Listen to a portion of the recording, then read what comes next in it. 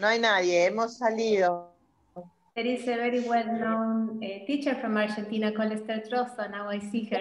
Hello, Esther. Eso es para tu Gracias por abuelita. venir. Hola, peluche. ¿Cómo te fue? Hola, peluche. Hola, peluche, ¿cómo estamos? Muy bien. No, me duele la panza por los remedios. Ninguno. ¿La corazón? De a poco. Antes era que te tomabas un bidón. Ahora no, ahora te dan unas pastillitas y de a poco y una dieta. Porque ayuda, ¿qué le están haciendo a ese niño? Bueno, ese es un reality. Ya voy a buscar una bolsita bonita. Ahí está el Renzo. Como puta lo escucho. Ahí está. ¿Qué tal, Esther? ¿Cómo estás? Escucho la voz de Esther. Hola, hola, hola. ¡Qué vergüenza! Estoy recibiendo nietos y diciendo cómo escucho. Okay. Una alegría verlos y escucharlos. Igualmente, Esther. También de tantos países del mundo, toda la gente. Eso. Sí. Esther Trozo is from Argentina. Yeah. Muy bien.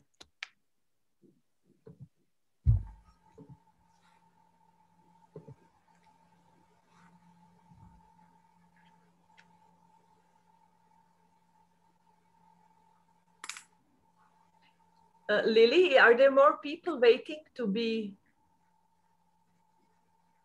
No. Okay, I think we can start now. Yeah, excellent. See? Yes. So, the first thing is this. Nos gustaría grabar todo el seminario porque queremos poner la grabación del webinar en IDEA YouTube channel.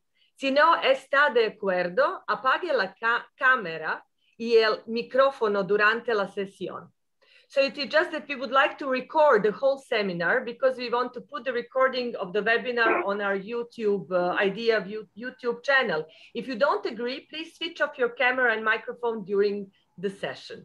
The speakers have already agreed that it is okay. Mi nombre es Sanja Krsmanović Tasić y soy el moderador de este webinar junto con mi colega Joachim Reiss. También soy el presidente recién elegido de IDEA. Mi nombre propio y en el de toda la comunidad de IDEA, quiero ya darles la bienvenida a todas las oradoras y orador y agradecer de corazón su presencia en este webinar. Gracias por haber consagrado tu vida a algo tan honorable como la drama, teatro, educación. Nuestra enhorabuena también a los participantes de todos los países del mundo que están parte de este webinar. My name is Sanja Krsmanović Tasić, and I am the moderator of this webinar, together with my colleague Joachim Reiss. I am also the newly elected president of IDEA. In my own name and in the name of the International Drama, Theatre and Education Association, I want to welcome the speakers and thank them for their valuable contribution to this series of webinars. Thank you for dedicating your life to something as honorable as drama theater education. I also want to welcome the participants from all countries of the world that are attending our webinar. El idioma principal de este seminario web es el inglés, pero haremos todo lo posible para ayudar y traducir con la asistencia de Liliana Galván, que es también miembro de IDEA y vice president de IDEA, quien tiene el triple rol de reportera, traductora y host. Esperamos que en el trabajo futuro solucionemos los problemas de traducción para todos los eventos y actividades de IDEA. The main language of this webinar is English, but we will try our best to help and translate with the assistance of Liliana Galvan, who is the vice president of IDEA, who has the triple role of reporter, translator, and our host. We hope that in the future work, we will solve the translation issues for all IDEA's events and activities, and Lily is in a good path to do it. si se le da mayor prioridad dentro de los sistemas educativos, la educación artística puede ser un recurso formidable para abrir las mentes y la diversidad de las expresiones culturales del mundo, al crear generaciones de educandos con los conocimientos, habilidades, valores y actitudes necesarios para construir sociedades más fuertes, sostenibles y pacíficas. Estas son las palabras de Audrey Azoulay, director general de UNESCO. Ella también dice, la creatividad genera la resiliencia que necesitamos en tiempos de crisis. If given greater priority within education system, arts education can be a formidable resource to open minds to the diversity of the world's cultural expressions by creating generations of learners with the knowledge, skills, values, and attitudes that are needed to build stronger, more sustainable, and peaceful societies. These are the words of Audrey Azoulay, who is the Director General of UNESCO. And it is a message marking the celebration of UNESCO Art Education Week in May 2020. She also adds, creativity builds the resilience we need in times of crisis, exactly the times that we are in right now. Se dicen muchas palabras, pero no suficientes acciones. Con nuestro mapeo de la situación mundial, incluidos los estudios de caso, queremos investigar diferentes acciones que estimularán la promoción y implementación de la educación artística, incluyendo el teatro como un derecho educativo para todos. There are many words being said, but not enough actions. With our mapping of the world situation, including case studies, we want to research different actions that will stimulate advocacy for and implementation of arts education, including drama as an educational entitlement for all. I would just like, before I give my word to Joachim Reiss, my colleague, who is also the treasurer of IDEA and who is the person who had the idea to make this series of webinars, to remind you of a few technical details. So we would like you to switch off your microphone during the speeches and the presentations. You have also the possibility to write your questions directed to a certain speaker or comment in the chat. After all the presentations, we will have an opportunity to hear the answers. If the time is short, the presenters can answer via email after the webinar. Please let us know by writing in the chat how many of you would like to be sent the summary and the translation of the PowerPoints in Spanish. Write the word Spanish or Español in your mail address and your mail address. So in the next part, I will leave all the further Spanish translations to Lily, but just to translate this part, le pedimos que apague su micrófono durante el discurso y la presentación. También tienes la posibilidad de escribir tu pregunta dirigida a un determinado orador o comentar en el chat. Después de todas las presentaciones, tendremos la oportunidad de darle las respuestas. Si el tiempo es corto, los presentadores pueden responderle por correo electrónico después del webinar. Háganos saber escribiendo en el chat y cuántos de ustedes les gustaría que se les envíe el resumen y la traducción de los PowerPoint en español.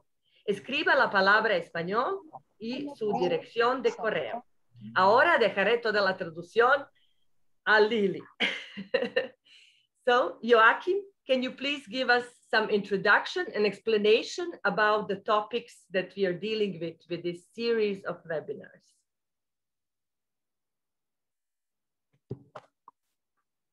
Microphone. Always the same. Hello. Yo hablo español un poco petito. Pardon. Next time it will be better. So I do it only in English. And as Sanja already said, we have many good words from people from UNESCO, for instance, and ministers in all the world, I think, about art education. And we know that. Yeah, we as drama teachers and theater educators know best why we are fighting many decades now for our core aim. Give everybody access to arts education and theater projects. Every child or student in every region and every school and cultural institution should have the chance and real opportunity to take part in theater projects of all kinds regarding quality standards of arts education. We know this because we have experienced their extraordinary effects and impacts on personal development regarding others and oneself, on social and creative competences, self-presentation, self-confidence, motivation for climbing big hills together successfully, and getting closer to arts, artistic methods, and knowledge of theater forms, history, and plays.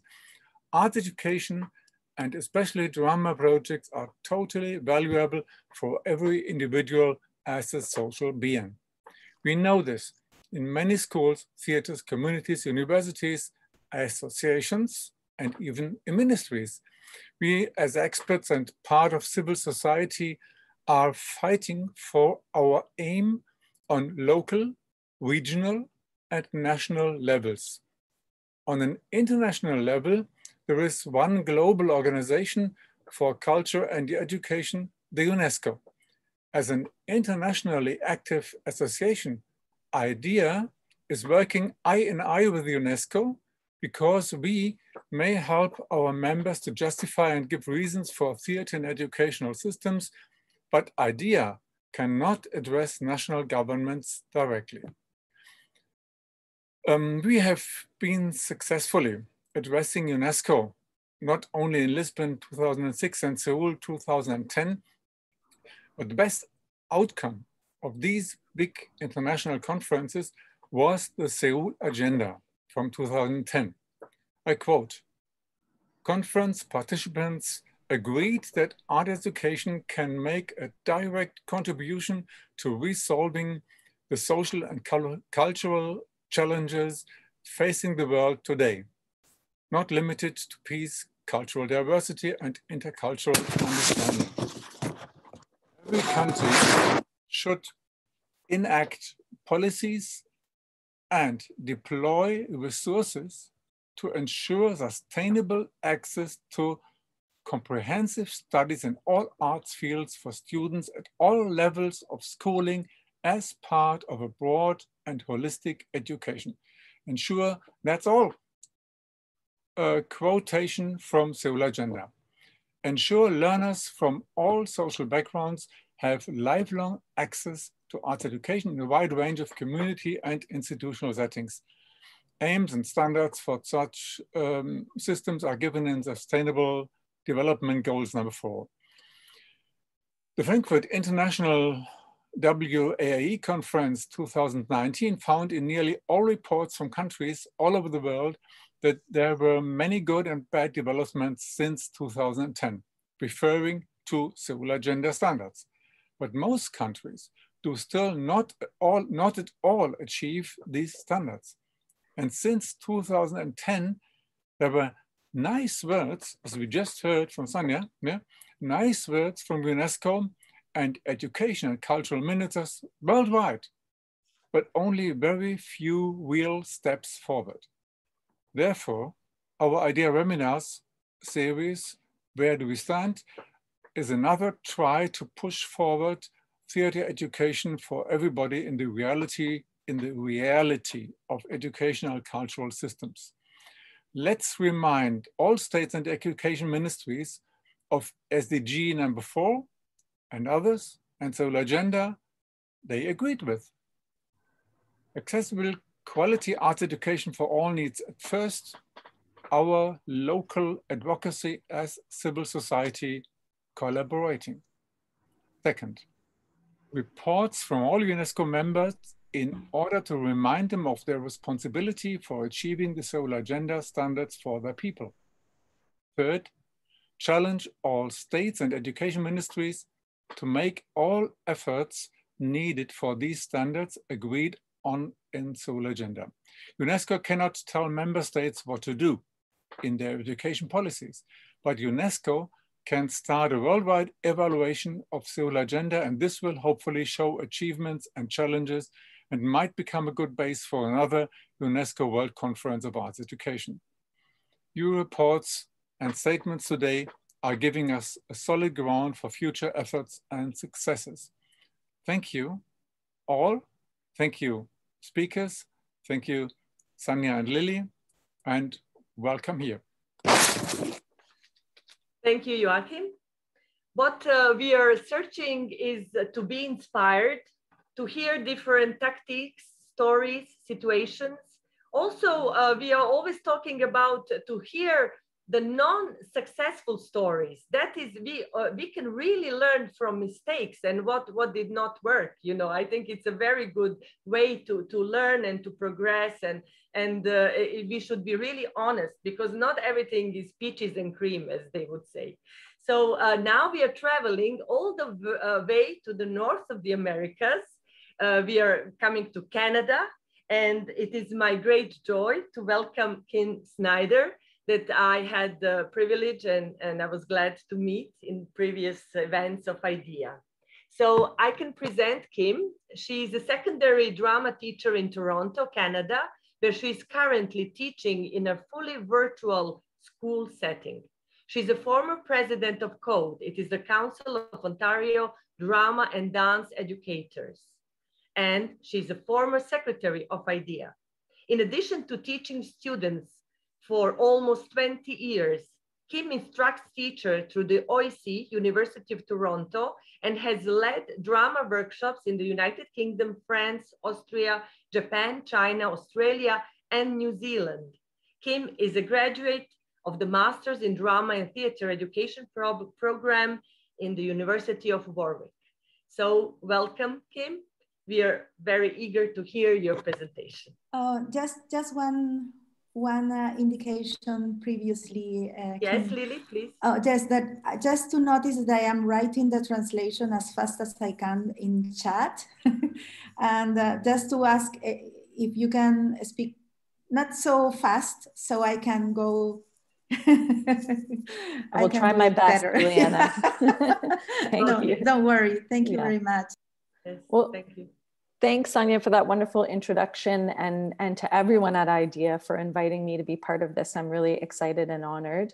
And to Liliana, especially for her translation and for translating my PowerPoint so quickly too. I really appreciate that. And I'm just gonna share that with you now as I speak. So first, I just want to acknowledge where I'm joining you from. I'm here in Toronto, which is also known as Takaranto. And I just want to acknowledge before we begin that the work we do here as educators and artists in Canada spans land across Turtle Island, which is the traditional territory of many Indigenous peoples. And we honor them as the original storytellers and stewards of this land. I want to begin by just giving some context on drama education in Canada and what it looks like. Education in Canada is provincial rather than national. And so CODE, the association that I've been a part of here, we're the Association for Drama and Dance in the province of Ontario. And though we have national associations for visual arts and for music in Canada, we do not yet have them for drama and for dance. So I like to say we're small but mighty. Even though we are small and provincial, we do a lot of great work, and I'll be touching on some of those things today. So our curriculum here is set by the provincial government, and we don't have a national framework for education. We don't have a national examination system or even a mandatory syllabus to follow like some other countries do. So this gives teachers a large degree of flexibility and freedom when teaching. but it also means that drama can look really different from one region to the next. And it's challenging to know what's happening in schools across Canada, as we're such a geographically and linguistically diverse country. So when I speak about drama in a Canadian context, I speak mostly of Ontario, which has had a really strong and healthy drama education landscape for over 50 years. Our curriculum here has been largely influenced by British traditions in drama and theater education, and that's resulted in our own well-known Canadian practitioners and researchers. And just some of those people who you might be familiar with, the late David Booth, Juliana Saxton, Larry Swartz, Kathleen Gallagher, Barry Freeman, and so many other people who've contributed to the field of drama and theater education here through their work for Code and other associations and organizations here. So I'm going to touch first on some of the successes that we have had here in Canada. And I like to quote something that I once heard Jonathan Nealon say. He once said that there is more drama happening in classrooms in Ontario than anywhere else in the world.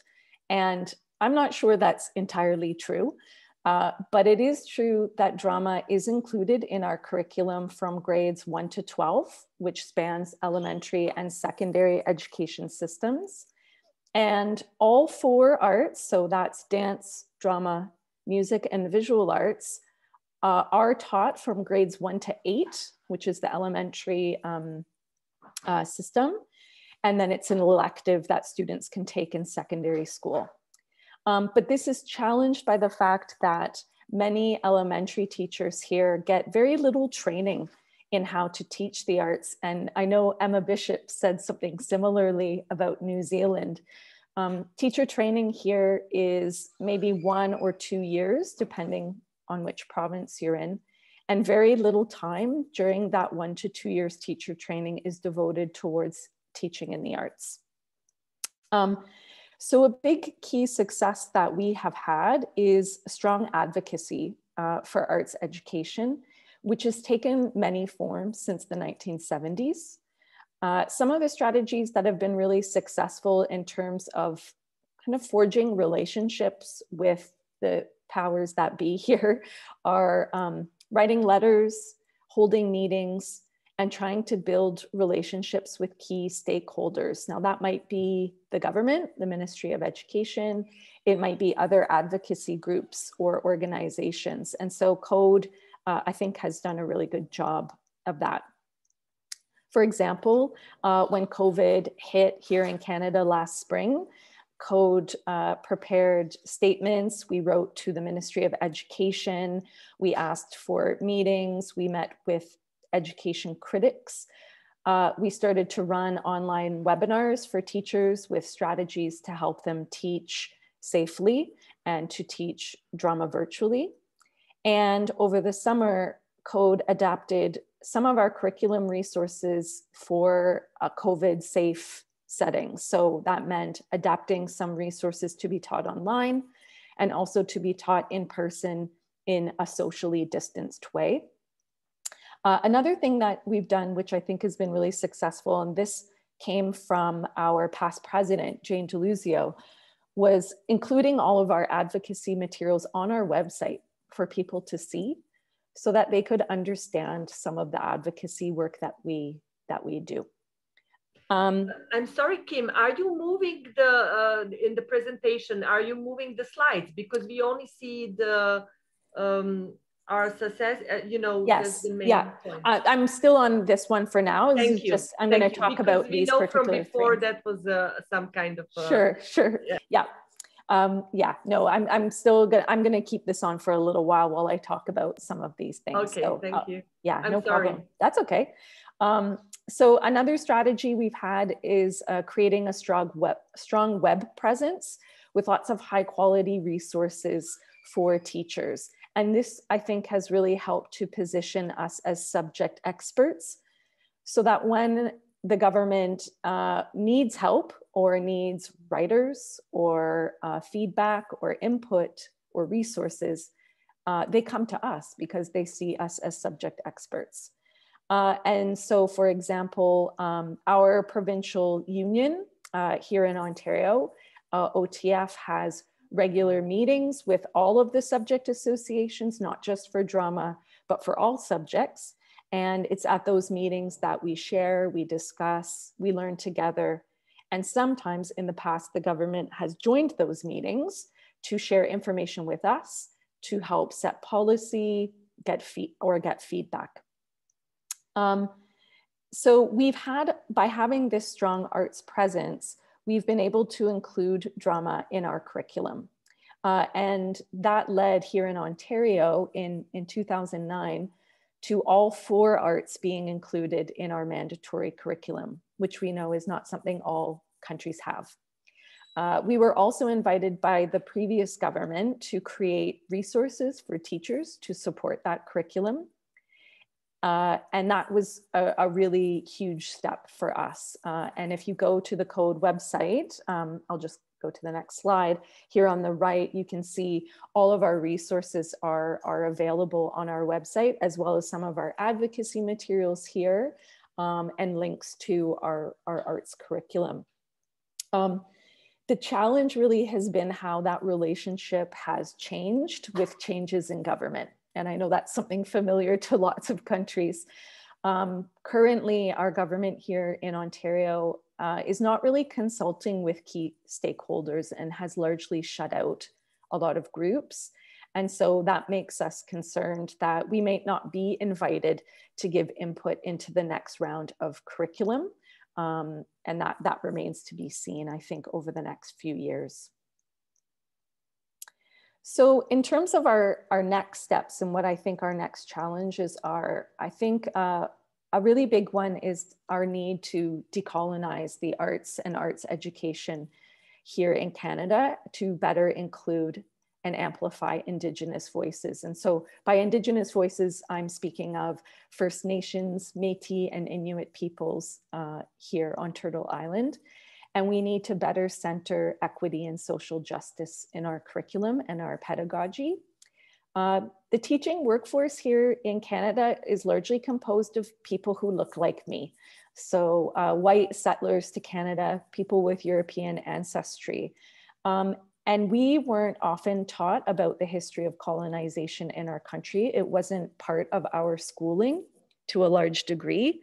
And so there's a lack of knowledge and worry that we will not teach it appropriately or responsibly or ethically. So we need to learn how to do that. We have big concerns about cultural appropriation in the arts, in speaking as or speaking for someone whose identity is really different from our own when we do script work and when we do role play. And to try to address this, Code has partnered with our First Nations, Métis, and Inuit Education Association to do work together. That recently resulted in a best practices document, which is on the Code website, called In a Good Way, which we did in consultation with Indigenous knowledge keepers. And we most recently ran a webinar on this topic for teachers as well. So I think we need to undergo a learning journey here as educators and as artists to revise our pedagogy to be more culturally relevant and responsive, especially as it relates to indigeneity and anti-Black racism here in North America. And we need to remember to always do this in partnership with communities. Additionally, another next step is we need to strengthen our networks nationally and work with other arts associations to advocate for all of the arts together. And Australia is really a model for Canada in this respect.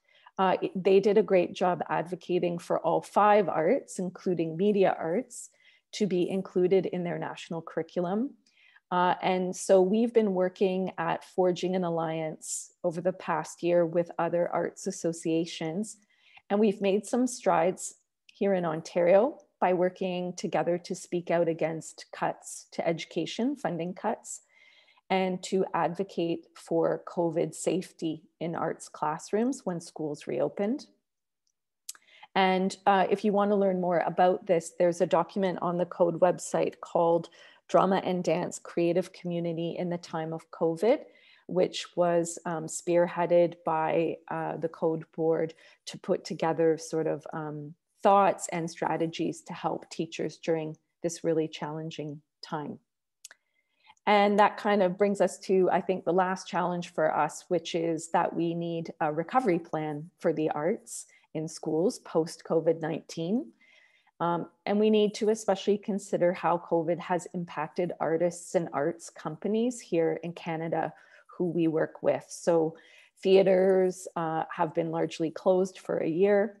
Artists have spent a lot of time out of work.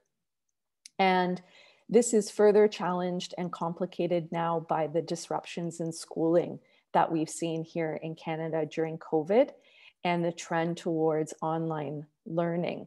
And I can speak as someone who's teaching drama online right now, that online learning is not really conducive to the embodied nature of drama and theater. And so there is a danger of hyper focus on learning losses or learning gaps, and a worry that the arts might be kind of pushed aside by a renewed focus on things like literacy and math. A great area of need post-pandemic is to focus on the emotional health and well-being of the young people we teach, who have just endured so much this year. And so this focus, we think, might be a door for us to push for the importance of the arts in schools. And we take some inspiration from Peter O'Connor's work in New Zealand with Torito Toy to look at how arts can actually help bring us back together post-COVID and be a centerpiece to how we teach. So that's just a little snapshot of drama and theater here. And I'm happy to talk more and answer questions for folks in the Q&A portion. Thank you, Kim. For me, there are a few points that are really important. One is that we actually have to work with the other disciplines in arts education. We have to join forces. It is sometimes very difficult because in most countries, dance and drama are not part of the curriculum. And it happens that actually the people who are teaching music and visual art, for example, in Serbia, are afraid for their classes. They're afraid that we will jeopardize their position.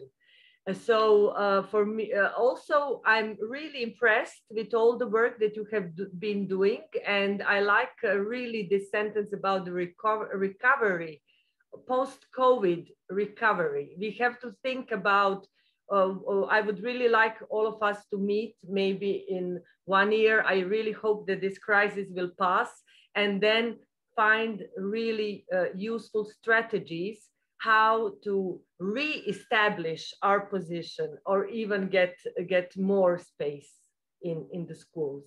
It was a very inspiring presentation. Also, I must tell you that one of the webinars that I have really been thinking about as an idea webinar, it is exactly about the indigenous cultures and how drama theater also can, and we have many examples also from Australia and Canada, and you yourself suggested that your colleague could present this, so we will welcome him in the future webinars about the indigenous cultures.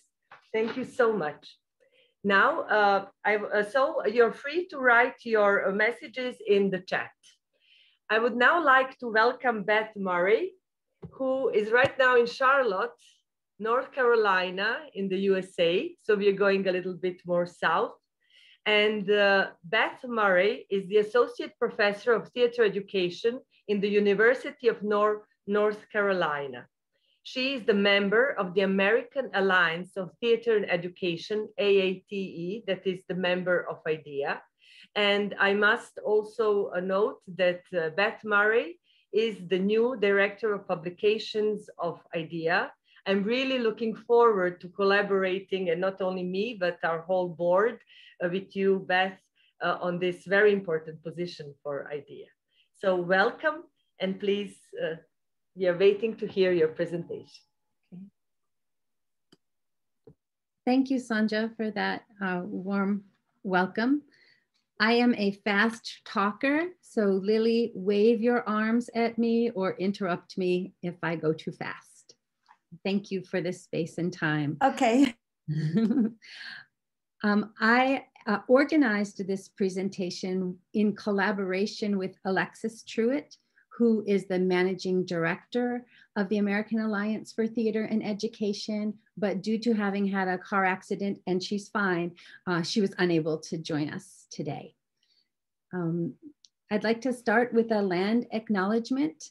And so where I am right now in the southeastern United States, this is the land acknowledgement that I like to use. Indigenous people, both historical and contemporary, have undergone oppressions, displacements, deceptions, and death to make way for the university as we know it. In particular, we honor and acknowledge the Catawba, Waxhaw, Cheraw, and Sugaree peoples. Further, we acknowledge the emotional and physical labor of many brutally enslaved, colonized, and indentured peoples exploited to make the region grow.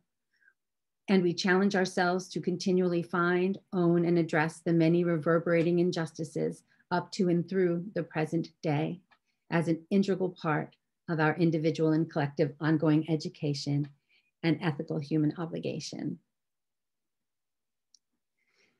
In looking at drama and theater education in the United States, it sounds like I'm echoing my friends across the world when I share these statistics that elementary or primary schools with a drama teacher, about 4% of schools have that, as compared to, in parentheses, you can see music and visual art in the 80s and 90s, and then dance, our compatriot in the embodied art is at 3%. And these are 2012 statistics.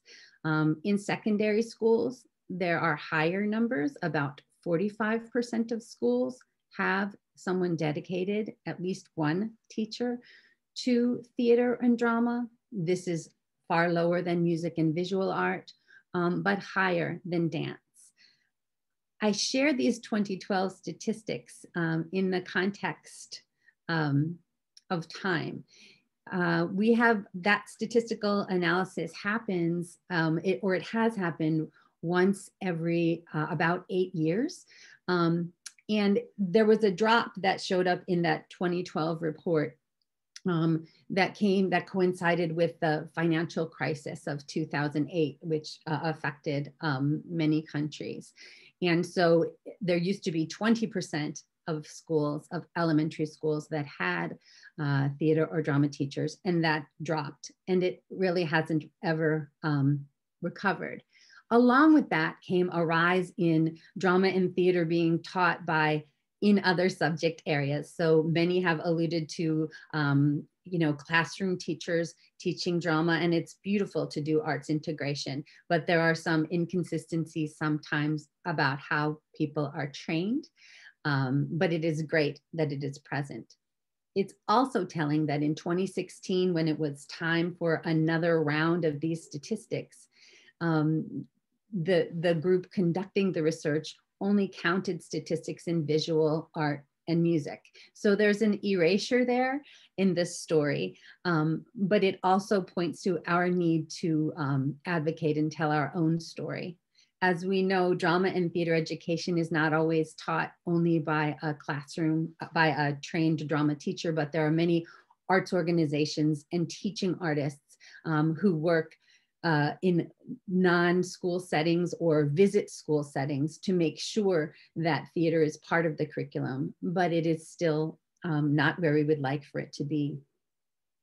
Our education system, like many others, is organized with some national or federal pieces, but it goes state by state. So different states have different laws about education, different funding priorities, different approaches to teaching positions and curriculum. In 2014, all our arts areas, all of our organizations for arts education in visual art, in music, in theater, in dance, and in media came together to form these national core arts standards. But they could not be required of every state universally. So if you look at the current map, you can see that in the pretty purple shows all of the states that have adopted these standards whole cloth. In yellow, which my state is one of them, have not adopted these, but continue with their own standards. And then there are places in between. So I do think that it is a definite step to have this group come together and to have these standards emerge that give us some common language and opportunities to share. But the teeth of having to have drama and theater in classrooms does not always come with just having standards.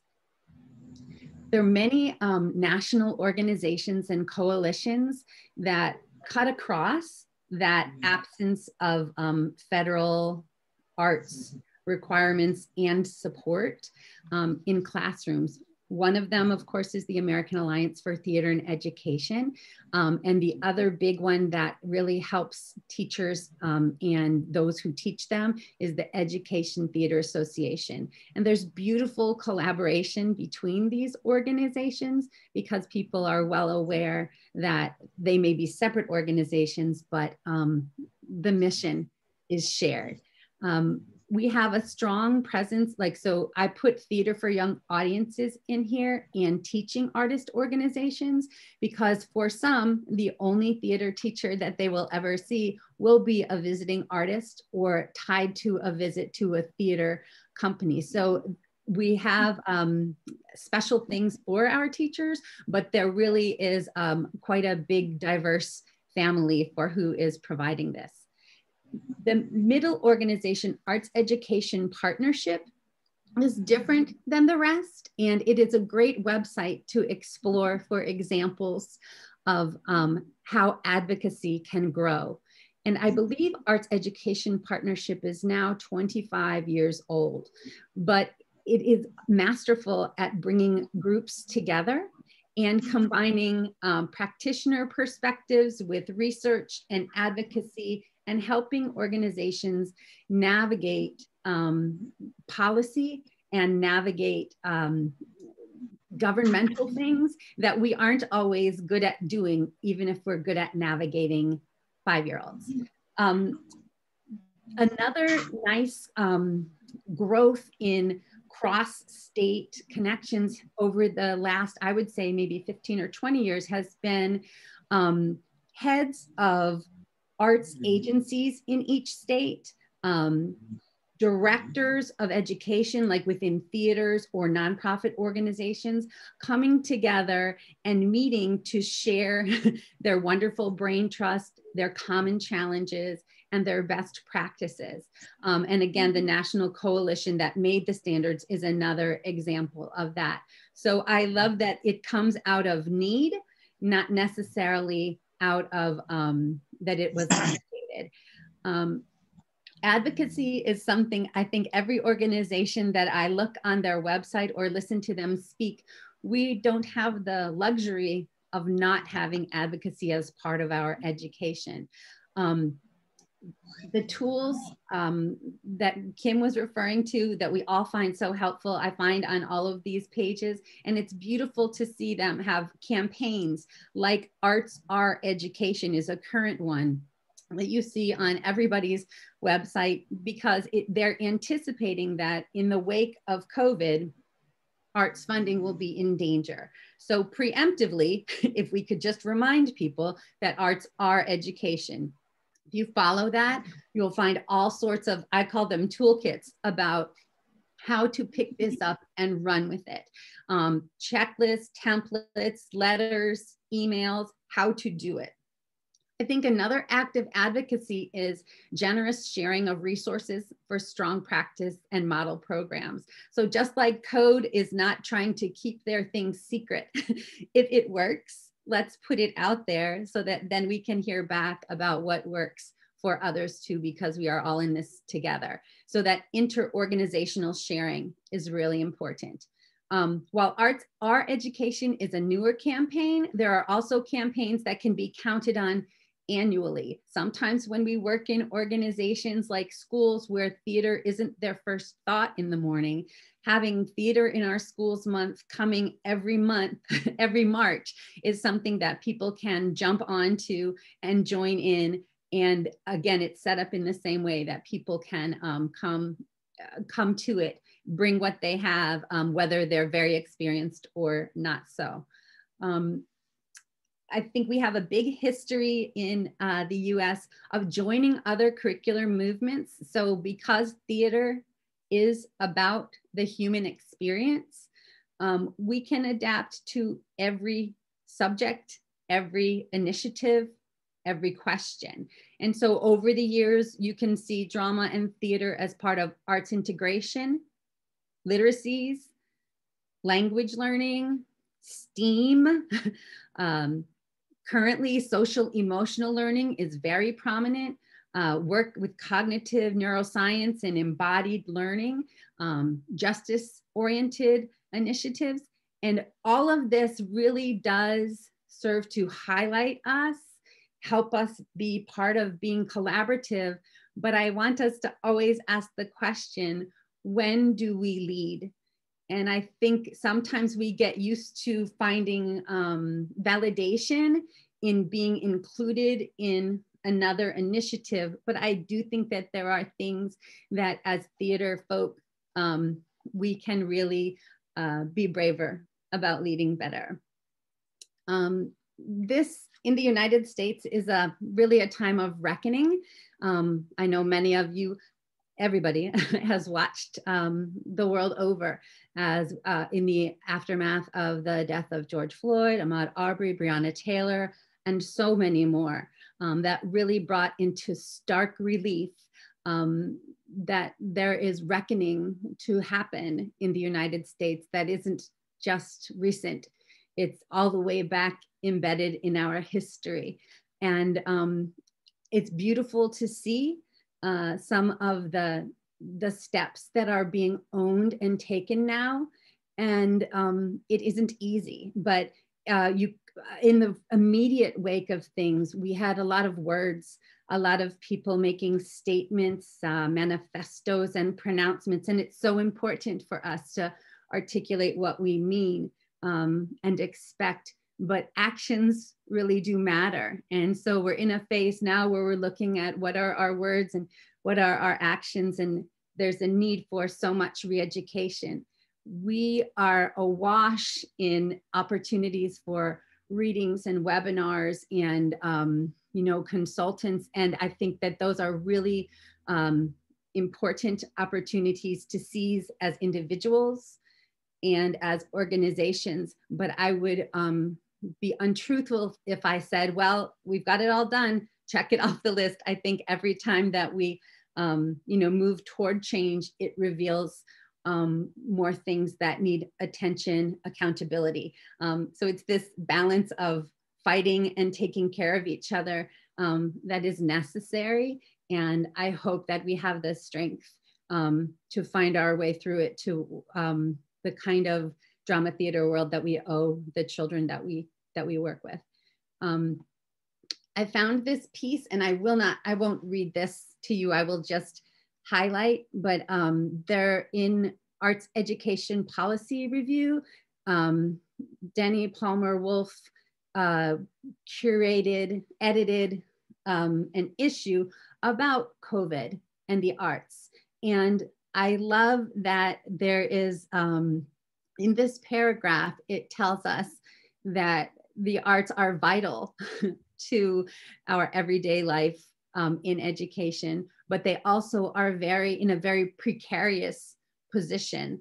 And the questions are clearer than the answers for when we come back And while that can be very stark and challenging, I think it also is a place of possibility that artists know very well. And so I'm hoping that we have the courage to again help each other through this.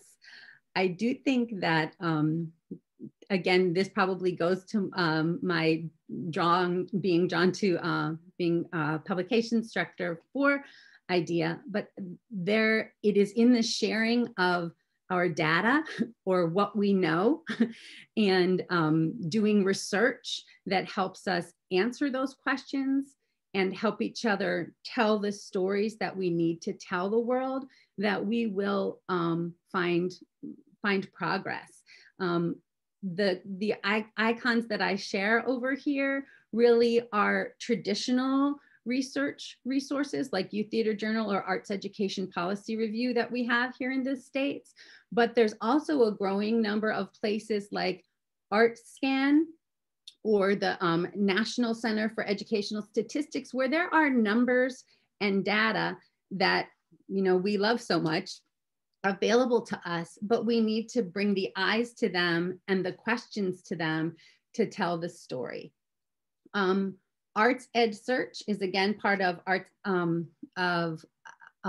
Education Partnership, and it's a place where people can come, whether they are researchers or not, and find educational research to sort of support what they're trying to find. I love that it is present. A question that I wondered about was all of the research, or I would say a good percentage of the research that is there, is about advocacy. It is about the possibilities. It is about what theater can do for you. And it makes me wonder, is there any place where we can ask questions about not just whether or not theater is accessible, but how do we improve the quality of what we do? And so I think that is the place where I see the US, that there are many things happening, many things facing challenge, many possibilities. But I hope that we have the courage to ask difficult questions so we can all grow. Thank you. Thank you, Beth. I must tell you, it is a huge continent, the United States of America, so many states, and you summed it up so well that we have a whole overview of the continent. Thank you so much. And it is actually, many things stayed in my mind. One are the strong alliances and partnerships that are happening. Also, like in Canada, that include all the subjects of arts education. I'm also really like this concept of inter-organizational sharing. We will try in the next phases to also open up idea and to publish as much as we can research and different information, and you as Director of Publications, of course, will contribute so that we have an accessible website with a lot of useful information for everybody. I'm really also thinking about the sentence about fighting to take care of each other and fighting to take care of our basic profession and our arts that we are dedicated to, theater and drama. And I must add, we also have to fight to take care of ourselves.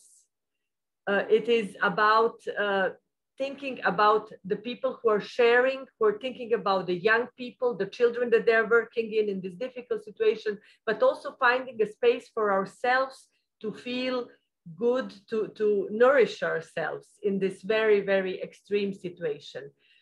In the 90s, when there was a civil war in my country, a colleague from Switzerland said, well, you're lucky as theater people because now you have so many subjects to research and express in your work, in your theater work. And this was for me very shocking. How can he say that we are lucky? Because we come from a place in the world where there is a civil war going on. But now the whole world is facing a very drastic situation. We are experiencing a really turnover in many concepts, in the way how we live, how we perceive the world. But what I'm really afraid of is that we must not allow drama theater education go into the realm of the internet, only on the screen, because our education, our art, it's about experience. It is about human contact. It is about the spectator and the audience and the actors. And it is about the drama teacher and the students in the same room. So we should really fight to get this space back. I would really like, bienvenido Renzo. Ahora tenemos algo de Peru. So I'm really happy to welcome Renzo Cafferata from Lima, from Peru. He's a performing arts actor, director, teacher, and coordinator of the National Network of Theater Teachers, Dramatiza, Peru.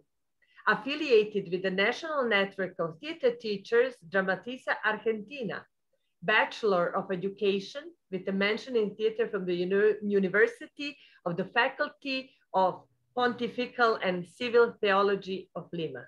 He studied acting and theater pedagogy and the Luna Nueva Laboratory School from Maguey Theater Group, obtaining the specialty of professional actor.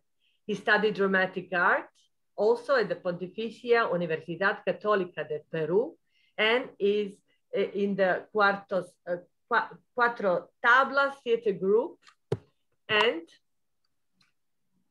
in the National School of Dramatic Art. Bienvenido.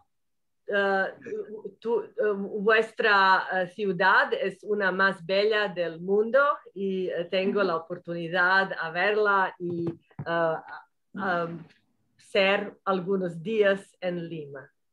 Renzo, vamos a escuchar. ¿Qué tal? Muchas gracias. Just un minutito. Okay. Yes, really? Just a technical issue, Renzo, perdóname. No, just to say that I am not a professional translator and I'm doing my best, but now it's in inverse. So I have to translate from the Spanish to English. So sorry what I am going to write, but I will do my best, okay? Patient.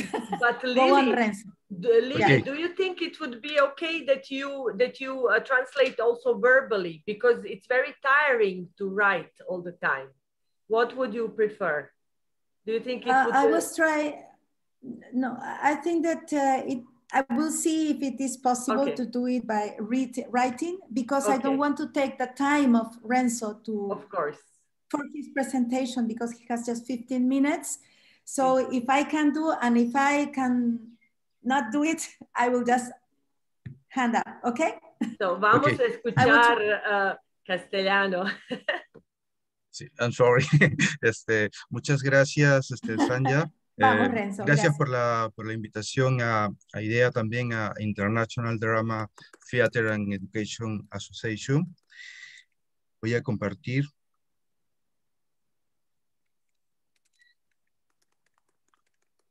Bien, voy a hablarles un poquito reflexionando las políticas educativas en drama en Perú.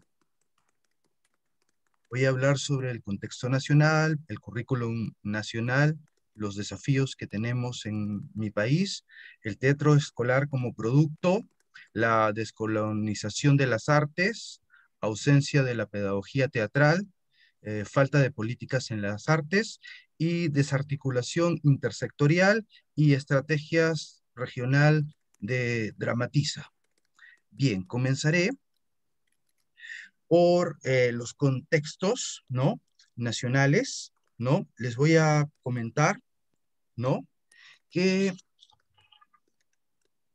en el caso de políticas culturales educativas, en mi país tenemos a dos instituciones. Una que la están viendo aquí, que es el Instituto Nacional de Cultura, que funcionó desde el 1971 al 2010. ¿De qué se encargaba el Instituto Nacional de Cultura? Se encargaba de proteger, declarar el patrimonio cultural arqueológico y el patrimonio histórico y artístico. Pero por la necesidad de reformular y articular el sector cultura, se creó el Ministerio de Cultura, que es el actual ministerio que trabaja hoy en día hasta la fecha, ya tiene 10 años de fundado, y la otra institución es el Ministerio de Educación.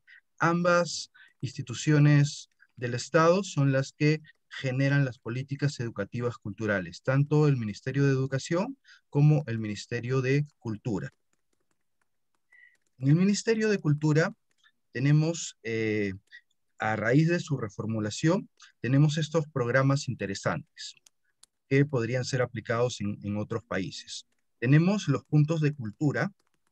¿Qué son los puntos de cultura? Los puntos de cultura nacen en el año 2011. Es un mapeo de organizaciones sociales que contribuyen al desarrollo de su comunidad. Desde las artes, ¿no? En el Perú tenemos mapeado 255 organizaciones reconocidas como puntos de cultura en 22 regiones del país. Infoartes es otro programa que tiene el Ministerio de Cultura, que es una plataforma cultural que se encarga de sistematizar, reflexionar toda la información del sector cultura, articulando con otras instituciones, realizando un flujo con las demás instituciones para generar una información colectiva, que todos compartan la información, que es muy importante conocernos y reconocernos. Luego tenemos el programa Conecta, que es un canal virtual donde consiste en buscar los conocimientos, las capacidades técnicas para mejorar los trabajos artísticos y las capacidades de los artistas. Y por último, tenemos el programa Escuela Pase, que también se hace vía virtual y vía presencial, que consiste en capacitar tanto las escuelas privadas como del Estado en el desarrollo metodológico del aprendizaje de las artes a través de los medios digitales, con transmisión en vivo por el canal web Cultura 24 TV. Estos importantes programas es gracias a la reformulación que se dio, ¿no?, con el Ministerio de Cultura. Luego, tenemos el Ministerio de Educación, que también se encarga de impartir las políticas culturales. Y lo principal que podemos decir del Ministerio de Educación, muy importante, que crea la unidad de arte y cultura, que al principio era independiente, pero gracias a que no tenía un presupuesto dado, que es lo que a veces siempre adolecemos en las artes, no hay presupuesto, lo juntaron con el Departamento de Educación Física llamado DEFIT, para poder contar con un presupuesto y manejar todo en el Ministerio de Educación. En la currícula nacional, lo que plantea, como ven aquí, este gráfico, lo que está planteando es un perfil del educando, del alumno, que al final de sus años de escolar tiene que haber cumplido y pasado por la autonomía, por la tecnología de la información, ¿no?, por una serie de conocimientos basados ya no en la técnica, sino en capacidades, competencias. Las capacidades de arte y cultura son dos. Crea proyectos artísticos utilizando los lenguajes de las artes y aprecia manifestaciones artísticas culturales. Con un enfoque, como vemos aquí en la pantallita, multicultural e interdisciplinario. Estos enfoques que tiene, multicultural, porque se basa en el contexto de cada una de nuestras regiones, ¿no? Lo enfoca y lo adapta el arte al contexto de cada región, mientras que interdisciplinario porque participan todas las disciplinas artísticas. Ahora, en el Ministerio de Educación comienzan a hacer una serie de separatas, guías. Por el momento solamente ha llegado al nivel primaria, orientaciones para la enseñanza de arte y cultura en el nivel primario. Luego, se hace todo un estudio de lo siguiente. Primero, el tiempo de dictar las clases son 2 horas. Segundo, faltan docentes especializados, especialistas y sobre todo titulados. Por lo que se crea el programa Expresarte, donde les piden a los profesores que exista un solo profesor para dictar las 4 artes, ¿no? Para dictar las 4 artes. En el programa se les pide mínimo poder, digamos, trabajar 2 artes y se contrata especialistas que he tenido la oportunidad de capacitar a nivel Lima y provincias, ¿no? A los profesores de artes escénicas, tanto de danza, música, artes visuales y teatro. Tiene pro y tiene contra. Ya se tiene, digamos, especialistas, porque antes esas horas eran tomadas para otras áreas. Mientras que hoy en día la problemática que vemos como contra es que no todas las áreas pueden ser dictadas en esas 2 horas, ¿no? Quisiéramos más tiempo.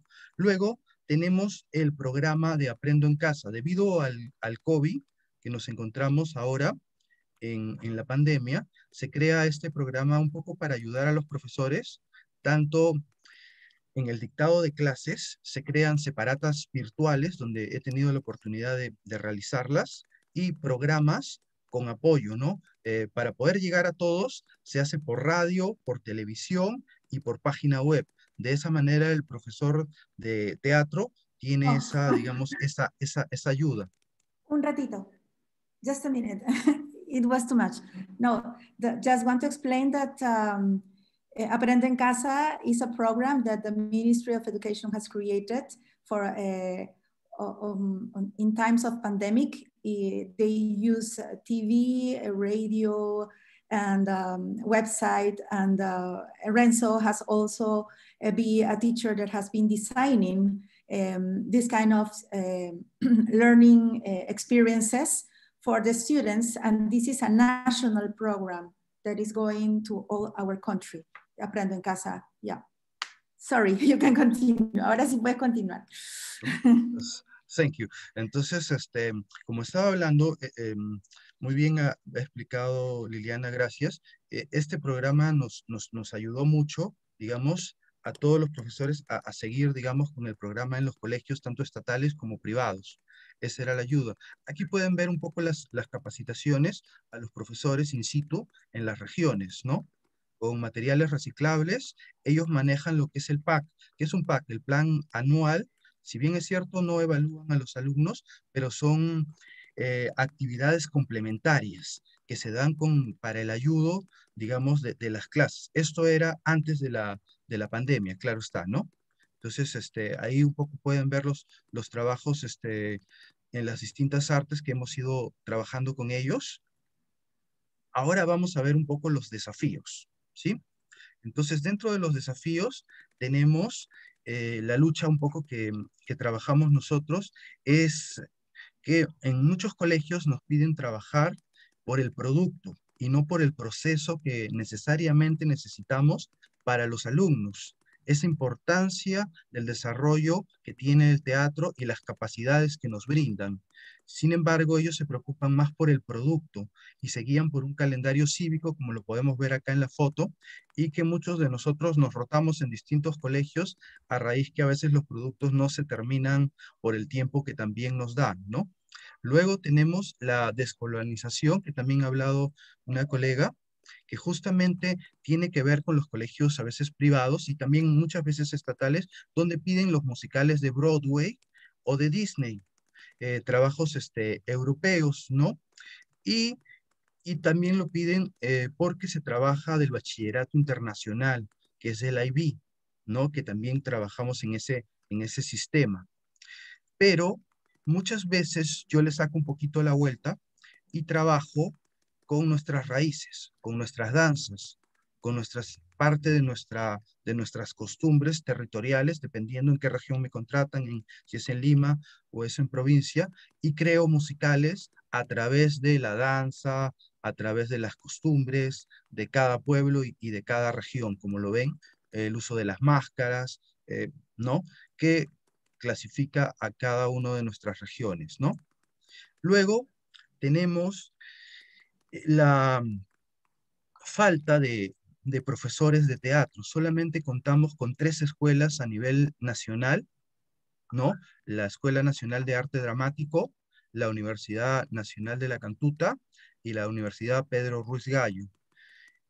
Han habido complementaciones pedagógicas en la ENSAD para titular a los profesores porque muchos no cuentan con título y una obligación para enseñar es ser titulado y si enseñas en la universidad, maestría. Son las exigencias que tenemos aquí en el país, pero la gran mayoría no cuenta con dichos certificaciones, ¿no? Entonces, aquí también podemos ver los proyectos que se han dado, pero debido a en los 2 ministerios que he nombrado, Ministerio de Cultura y Ministerio de Educación, en estos tiempos han habido muchos cambios. Han habido importantes proyectos como los que voy a mencionar, pero lamentablemente se han quedado en proyectos. No los han podido tomar en cuenta debido al cambio rapidísimo de ministros, ¿no? Tenemos, por ejemplo, el intento de tener un colegio profesional de artistas, el intento de que exista el teatro, que es algo que luchamos desde ya, de que sea obligatorio en las escuelas por los grandes principios y grandes beneficios que nos dan. Luego tenemos la mejora en la ley del artista, ya que muchas veces no contamos con algunos beneficios que nos hacen falta. Entonces, todos estos proyectos se han quedado, digamos, en proyectos prácticamente. No se han podido dar debido al cambio drástico que ha tenido, digamos, los ministerios tanto políticos como culturales, ¿no? Luego, en la pandemia, han surgido nuevas instituciones, ¿no? De arte. Aquí estamos con el Ministerio de Cultura, el Ministerio de Educación, tratando de conversar acerca de la pandemia y cómo nos podemos organizar. Estas son las instituciones que han participado, algunas muy nuevas y otras que ya tienen tiempo, Un ratito, ¿no? un ratito. Sí. Can you return, please? ¿Puedes regresar a la anterior? Sí. Yes, because I sí. couldn't. La anterior. Yeah.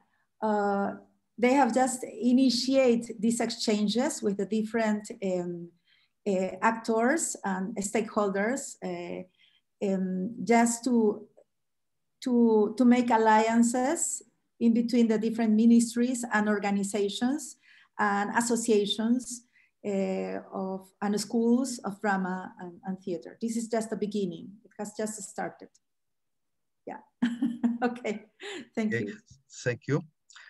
Como hablaba Liliana, son distintas organizaciones que podemos ver que algunas han sido creadas en medio de la pandemia para ayudar a toda la organización de artistas, ¿no? Aquí tenemos Dramatiza, fue creada en Perú el 6 de abril del 2020. Por una iniciativa mía, hoy contamos con 490 miembros. Me gustó mucho el trabajo que vienen realizando y le doy gracias a Esther Trozo que está aquí con nosotros, ¿no? De haberme apoyado y seguir apoyando. Ellos ya tienen 20 años, ¿no? De trabajo, ¿no? Y los objetivos que tenemos en la red es intercambio metodológico, ¿no? Que el teatro sea obligatorio en las escuelas, y lo que sucede de repente en muchos países, ¿no? Que hay diferentes tipos de profesores, los que son actores y como el mercado no es muy grande, están enseñando y necesitan ser capacitados, porque no es lo mismo enseñar a un actor que enseñar a niños. Y entonces esa es la diferencia que queremos marcar. Y Dramatiza lo que hace es justamente ordenar, capacitar y compartir. Y quiero terminar, ¿no? Diciendo la frase clásica que decimos nosotros: nadie sabe tanto de educación teatral como todos juntos. Muchas gracias. Muchas gracias, Renzo. También por todas las imágenes que podemos ver y en esta manera también comprender todo lo que tú has dicho. I said that it is also, I'm thanking him for all the images and photos, because we could really then perceive also in a very good way what he was talking about. I think one of the biggest challenges that most of us face is also this product versus process. Our Turkish colleagues have a term, creative drama. For them, the creative drama is working in process, is working in drama education. And I really think that this is one of the problems, that the drama classes are sometimes perceived as schools or training of actors training, and it is not that at all. So it is about working on, and I think Dramatiza is on a very good path to do it. It is concerning the training of the trainers, the training of the drama teachers, of building up the quality of the work that is done by drama teachers in the school. Renzo, lo que es muy importante es también la educación de todos los maestros y maestras de drama y teatro. Y esto es una de las cosas que pienso que Dramatiza es dedicada a obtener un training, o como se dice, un estudios o talleres por todos capacitación. los... Sí, educación para todos los maestros de teatro y de drama. Muchas gracias. Esto era muy interesante y también para nosotros. Thank you so much. I would really like, I'm sorry, my Spanish is very rusty. I very rarely use it. So it is about clicking to this new realm of this beautiful language that I like so much. When we had our webinar in January, on the 20th of January, we were surprised that Erika Pazur also was there, because we realized that actually in Argentina or, you know, in Latin America, South America, it is really late. It's like 2 a.m. But then Erika told us that she was in that moment in Austria, so the time was adequate. I'm really happy, and I'm welcoming Erika to our, as one of the speakers. She is a drama teacher in 3 primary schools in the city of Buenos Aires, and has 15 years of experience in primary, secondary, and recovery schools in the suburbs of Buenos Aires. She has worked also in Austria, conducting theater workshops in primary and secondary schools in Tyrol, seminars for young refugees in Salzburg, so Save the Child program, and schools in Linz and Vienna, always with the auspices of the Argentinian Ministry of Culture. Bienvenida, Erika, you can start your presentation. Thank you. Liliana, I can do both language if you want, so that you can relax a little bit and you don't have to. No, don't worry. Liliana, you have been doing a wonderful job. But we try. Okay, I will show 2 presentations. Voy a mostrar 2 presentaciones. One very shortly, I hope, that was shown in Frankfurt. Una que mostré en Frankfurt, trataré de hacerlo lo más rápido posible. And then a presentation about my experience teaching kids online last year during the pandemic. Y la otra es sobre mi experiencia particular y dentro del programa al cual pertenezco, dando clases de teatro online para niños y niñas de Buenos Aires. Okay.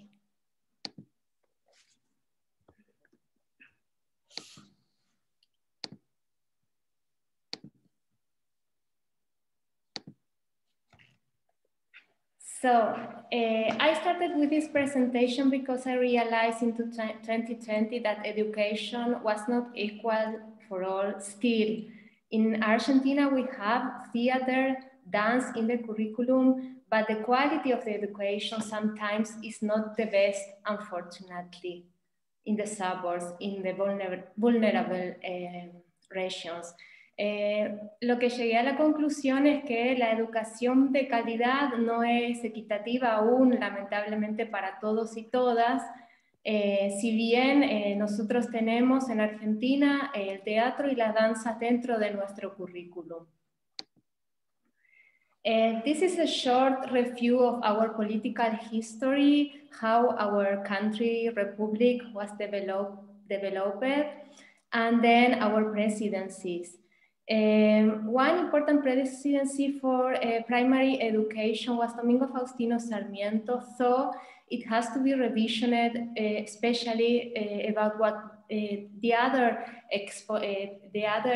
people were speaking here about the natives peoples of our country.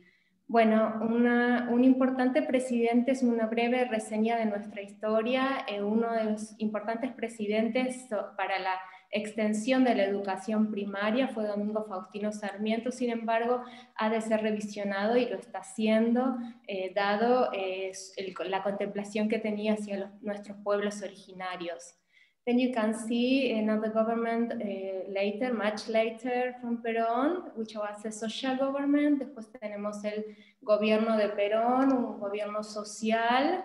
And then we had several and 4 military dictatorships. The last one was in the 76 when I was born, and it ended in the 83 with the war with England for our Falk Islands. Our Islas Malvinas for the UK Falk Islands. And then we returned to the democracy in 1983, and we still are in democracy, thank the Lord and the life. Bueno, entonces un poquito de nuestros presidentes, como ya dije, Domingo Faustino Sarmiento, Perón, y también los diversos gobiernos militares que tuvimos, como el último de 1976 al 83, donde Inglaterra, bueno, se apropió de nuestras Islas Malvinas, que nosotros seguimos reclamando. Luego hemos retornado a la democracia en 1983 y esta continúa, gracias a Dios y gracias a la vida. Well, about the laws in Argentina for theater, we had the National Theater Law in the 97 that creates the National Institute for Theater Arts. Sorry, there is a mistake. Tenemos la ley de 1997 que crea el Instituto Nacional del Teatro. También the Federal Education Law en el 93, in the 93. Well, that is about the educational system, not about theater, the modalities we have. So, one thing I want to show is this period. This was Argentina in light blue in these maps, and all the Patagonia were the natives. It was not Argentina, it was natives land. So it's really, we have to rethink about what we have done to our native people. So, as I said, the last dictatorship, como dije, la última dictadura, we had many children that were kidnapped, like Clara Ana Mariani, and I like to always think about this as a symbol of that time, and the grandmothers of May Park. Siempre me gusta recordar, también pensando en la última dictadura, en este símbolo como es Clara Ana Mariani, una nieta expropiada hace 44 años de una de las abuelas de Plaza de Mayo. Then there is the structure of our national educational system. I won't speak now about that, but you can see it if you want in the presentation. And relevant data about the theater area.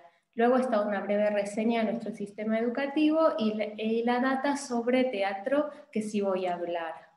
In 1986, well, we have the city wrote an ordinance to incorporate in the curriculum dramatic arts education, but it was not instrumented. In the 91, it was instrumented. In the 92, it was the theater language was included in the city of Buenos Aires as complementary educational instances. And now this is the theater program where I work. In the 94, also dance.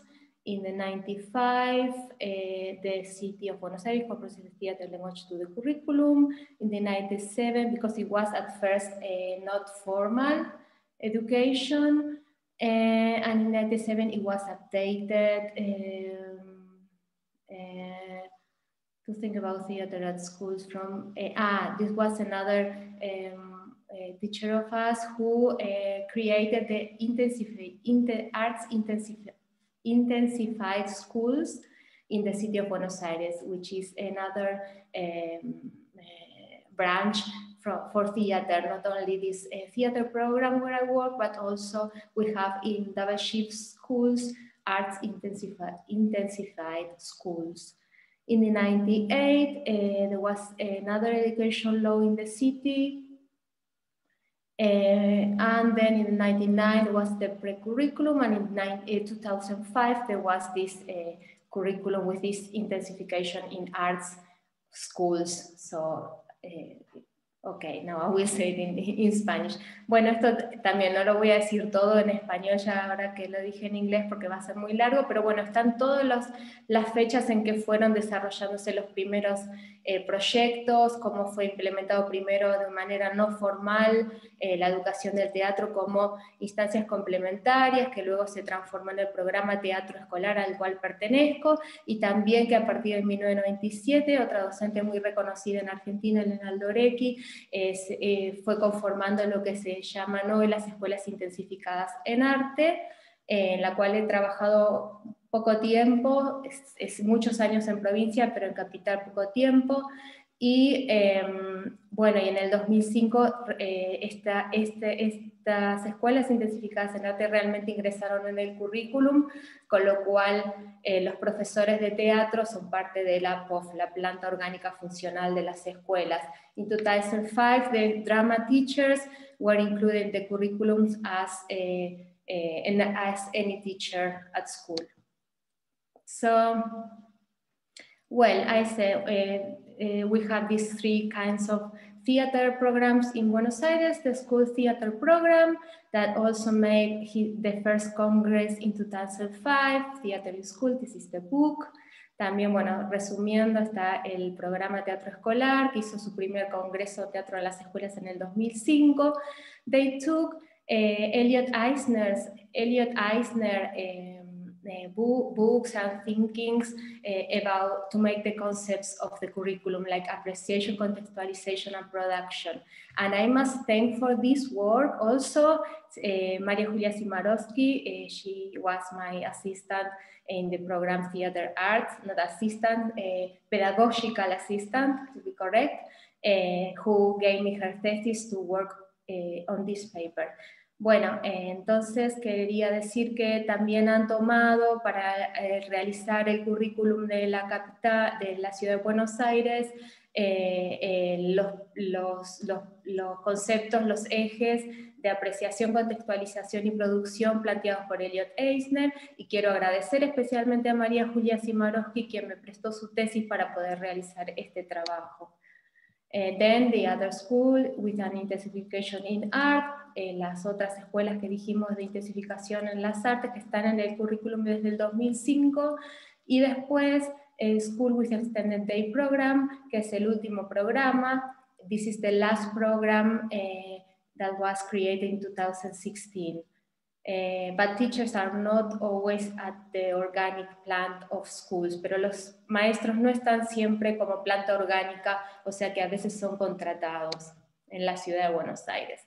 Y en la provincia de Buenos Aires, el 13,5% de los alumnos han accedido a la jornada extendida, 13.5% of students have access to this kind of education of double shift schools with extended educational day, that they have these 4 arts. And then I made some interviews y luego hice algunas entrevistas a las personas del programa. He's Roberto Vega, the creator of the program Teatro Escolar, Instancias Educativas Complementarias at first. This was then in the, you can see the 92, non-formal and formal education encounter meeting. Este es el Encuentro Nacional de Teatro y la Educación Formal y No Formal en el año 92, también llevado adelante por Roberto Vega. Sus libros en el 92, Another Book from Him. This is one of the first teachers of this program, Elida Skinoka, and she gave, when I interviewed her, we talked a lot about the letters to those who there teach from Paulo Freire. And he's Víctor Galestok. He worked for Dramatiza La Plata. Él es Víctor Galesco, que trabaja para Dramatiza La Plata. Me ha invitado a participar allí en el año 2009. He invited me to participate there in the year 2009. He was a teacher of mine at the University, National University of the Arts. Él fue uno de mis maestros en la Universidad Nacional de las Artes. And it's very interesting, they have a magazine, online magazine called Anzuelo. Tienen una revista digital llamada Anzuelo de la Universidad de La Plata, from the University of La Plata. And the last book of Roberto Vega is Theater and Alphabetization in Values, which is a very important picture from Bernie and a very important character for us called Juanito Laguna, which synthesized the situation of 50% of our children in Argentina. So now I will share the other presentation. This was my experience, Theater Online 2020. I came to give these workshops in Austria, and I stayed here where my parents are, and because of the pandemic, I didn't have a flight back for many months. Bueno, aquí me quedé en Austria, viajé a dar los seminarios al Tirol, donde están mis padres, y no tuve pasaje de vuelta por muchos meses. We had 2 classes in person before schools were closed in March 2015. Tuvimos 2 clases de presencia antes de que las escuelas fueran cerradas. We have one class, 2 hours each week with each group. Tenemos una clase de 2 horas con cada grupo por semana. The first part of the year we use what we had, email, Edmodo, Padlet, blogs. Al principio del año 2020 empezamos usando lo que teníamos, los docentes, blogs de las escuelas, email, Edmodo, Padlet, Classroom. Then I wrote for the week of the art, end of May, the necessities we were having that urge the educational system. Para la Semana de las Artes, al final de mayo, escribí sobre las necesidades, junto obviamente a la ayuda de muchos compañeros del programa Teatro Escolar, de las necesidades, y del programa Teatro Escolar, de las necesidades urgentes que teníamos como docentes. Winter holidays in Argentina are approximately from the 15th to the 30th of July. And the second part of the year, we use Edmodo and Zoom mostly. La segunda parte del año usamos Edmodo y Zoom mayormente, que fueron las herramientas que nos fueron más útiles. And Bubbles, the Bubbles, back to schools, end of December, were not very successful, but there were only 2 weeks. Y las burbujas que se decidieron crear no fueron muy exitosas en muchas escuelas al final de diciembre. I forgot something I wanted to say and thank when I finished the Frankfurt conference, that Dan Baron told me that there was an environmental collapse, and I was thinking about this concept very sadly too, and now 6 months later we were in this pandemic. También quiero recordar que al finalizar la conferencia, uno de los contactos en Frankfurt en el año 2019 me dijo que era un tema, que estábamos en un problema de colapso ambiental, y me he quedado pensando en ese concepto en ese momento también un poco tristemente, y lamentablemente 6 meses después nos encontramos en esta pandemia. Then I make a summary of activities, because in the theater program we have annual schools and schools that have theater only 4 months. The The thing that is also not so nice is that normally the 4-month schools are in vulnerable neighborhoods, and the annual schools stay in the more middle schools. Why is that? Because every time the crisis struck in Argentina, you can see that schools moves from the pedagogical to the assistentiality of families of children, and this creates that in the 2000 they asked that so that theater could be in more schools, that they were not annual but only 4 months. De activity, bueno, estaba comentando que lamentablemente cada vez que hay una crisis en Argentina, la escuela puede moverse de lo que es pedagógico a lo que es asistencialista, y por eso es que tenemos escuelas que son anuales en el programa y escuelas que son cuatrimestrales, dado que en la crisis del 2000 se ha solicitado tener más escuelas a las que llegue el teatro, y por eso muchas que eran anuales fueron cuatrimestrales. Lo lamentable de esta situación es que muchas veces esas escuelas cuatrimestrales son la de los barrios más vulnerables. Then there is the summary of activities here of the annual school that I did.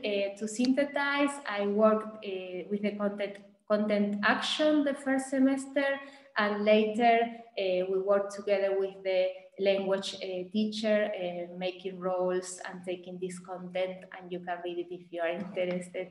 Bueno, luego lo que trabajé sintéticamente en el primer cuatrimestre fue el contenido de la acción, de la mejor manera que pude, y online, ¿no? Y luego la segunda parte junto con la maestra de educación del lenguaje, prácticas del lenguaje, hacia un proyecto. Nosotros trabajamos Robin Hood.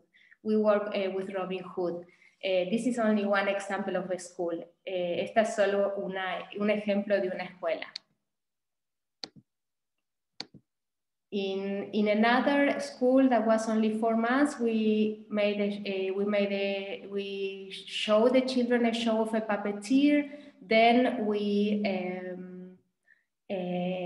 made a Zoom with the puppeteer, and then the children made themselves their puppets, and later they rolled as the puppet.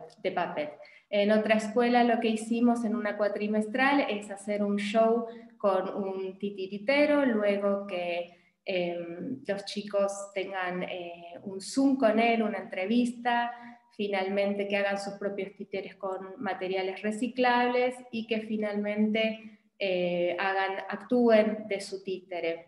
Esto también lo agradezco a una compañera porque yo no suelo trabajar con títeres y fue muy, muy bueno. This I want to thank also another teacher that helped me to work with puppets because I don't use usually puppets at work. These are the schools I worked in Buenos Aires, six schools, very different. I wrote there a little bit of every school. And these are some drawings. Bueno, antes el anterior son todas las 6 escuelas en las que trabajé. Estos son algunos dibujos de los chicos. These drawings are for Robin Hood characters. They played these characters later. Estos dibujos son de Robin Hood. Ellos actuaron luego estos personajes que crearon para la historia. Erika, no podemos ver estos dibujos. You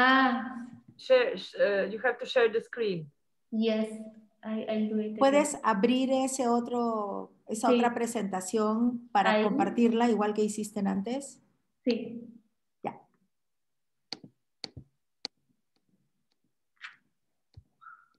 ¿Ahí se ve? Todavía.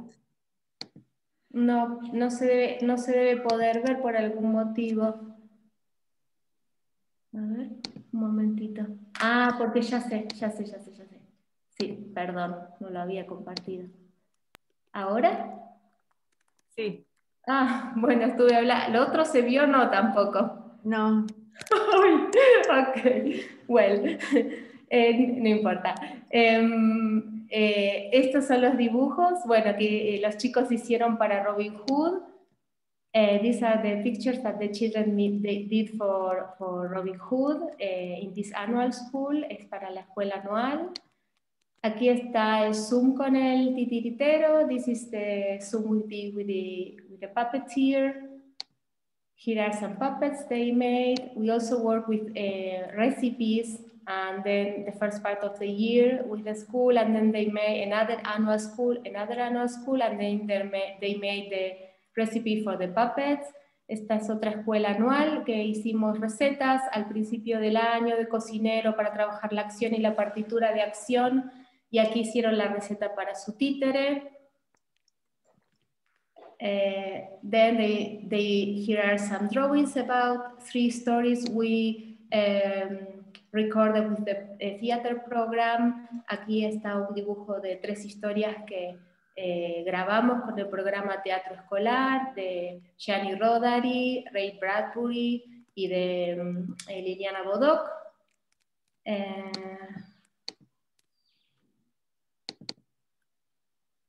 Bueno, aquí no me permite abrirlo.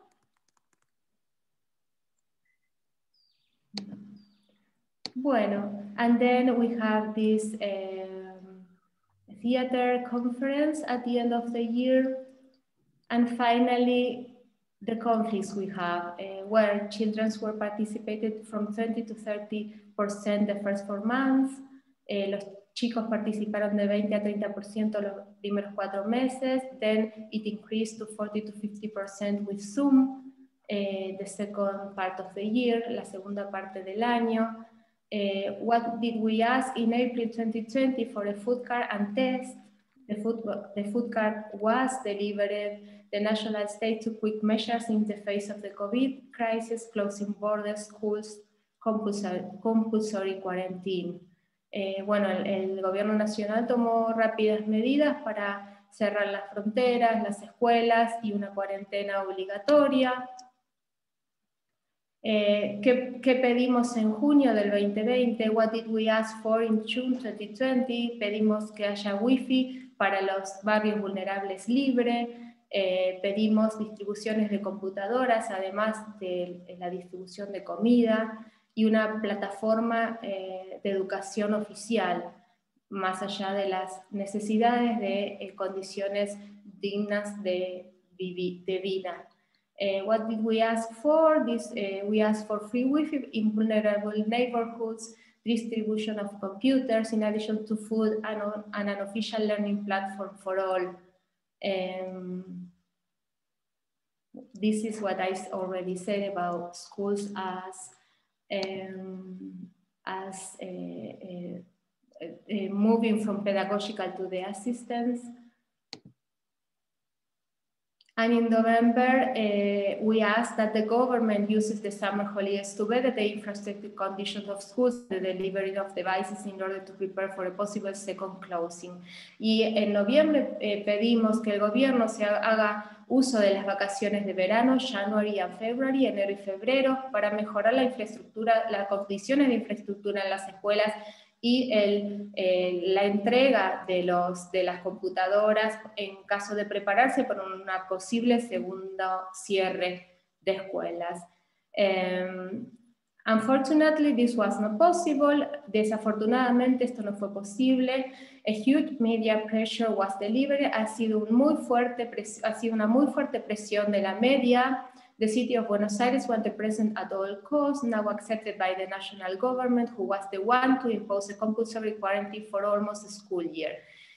Ahora fue aceptado también no solo que la ciudad de Buenos Aires quiere presencia a todos los costos, sino que también es aceptado por el gobierno nacional, que fue el que impuso la cuarentena obligatoria por casi un año escolar.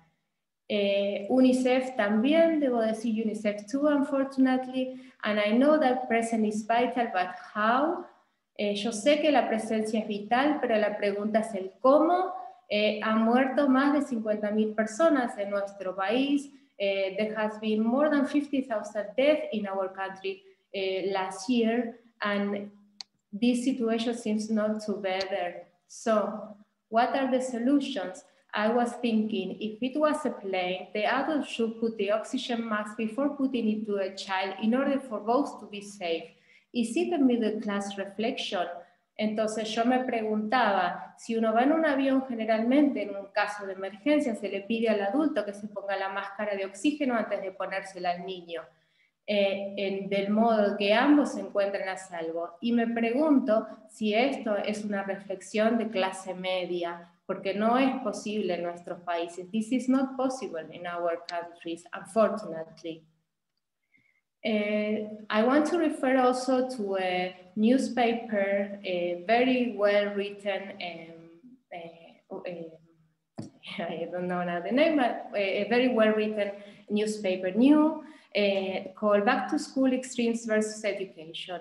Doing the opposite of the wrong thing done before does not necessarily lead to doing things right.